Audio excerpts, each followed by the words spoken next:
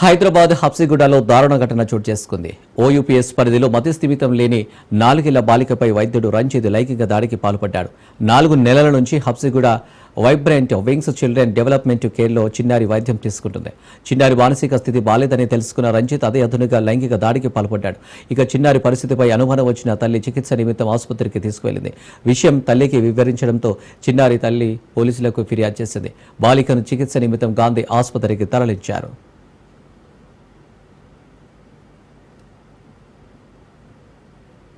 పాప 4 years అండి. తనకు autism, mild autism, speech delay ఉంది. అయితే తనకు మేము హబ్సిగూడ స్ట్రీట్ నెంబర్ 8లో వైబ్రెంట్ వింగ్స్ అనేసి సెంటర్లో తనకు speech therapy, occupational therapy and CBT క్లాసెస్కి పంపించామండి. మంత్లీ 60,000 నుంచి 1 lakh వరకు కూడా పేమెంట్ చేసిన రోజులు ఉన్నాయి. అయితే మెల్లమెల్లగా అక్కడ సెంటర్లో సీసీ కెమెరా, మా పాప లోపల వెళ్ళగానే సీసీ కెమెరా తిప్పేసి పెట్టడము, గిచ్చడము, కొట్టడము స్టార్ట్ అయింది. ఎంతవరకు అంటే చేతి నుంచి బ్లడ్ వచ్చే వరకు పెన్తోని గిచ్చడం కూడా స్టార్ట్ అయింది. 2 days బ్యాక్ ఏం చూసామంటే ప్రైవేట్ థై దగ్గర గిచ్చేశారు, స్కేల్తోని కొట్టారు, అక్కడ రెడ్ అయిపోయింది అనమాట. అయితే ఈ సిచ్యువేషన్ని బట్టి మేము కంప్లైంట్ చేస్తాం, ఇలా జరుగుతుంది అని చెప్తే మా మదర్కి హెరాస్మెంట్ చేయడం స్టార్ట్ చేశారు.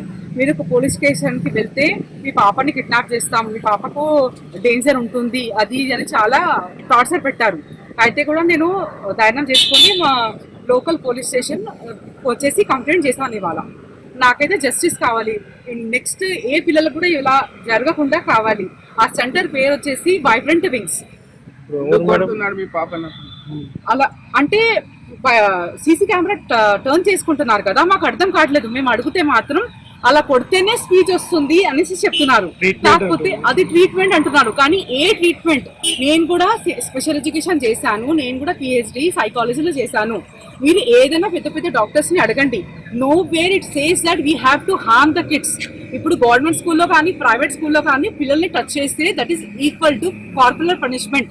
స్పీచ్ థెరపిస్ట్లో స్పీచ్ రావాలంటే పిల్లలకు కొట్టడం, గిచ్చడం, బ్లడ్ వచ్చే వరకు రక్కడం, ఇది ఒక ట్రీట్మెంట్ ఒక భాగమా? మీరు please come up with your suggestions, help my daughter, support my daughter. ఆ సార్ పేరు రంజిత్. అతను డాక్టర్ కూడా కాదు, కాకపోతే ఆయన డాక్టర్ అని చెప్పుకుంటుండు. సర్టిఫికెట్స్ చూపించాలి అనేసి నేను ఎన్నిసార్లు అడిగినా ఆమె డాక్టర్, టైం టేబుల్ షేర్ చేసుకుంటారండి. దాంట్లో కూడా డాక్టర్ రంజిత్ కుమార్, అక్కడ ఎవరు డాక్టర్స్ లేరు, అందరూ బిఎడ్ చేసిన వాళ్ళు, లేకుంటే ఆర్ఎంపీఏ. అసలు క్వాలిఫికేషన్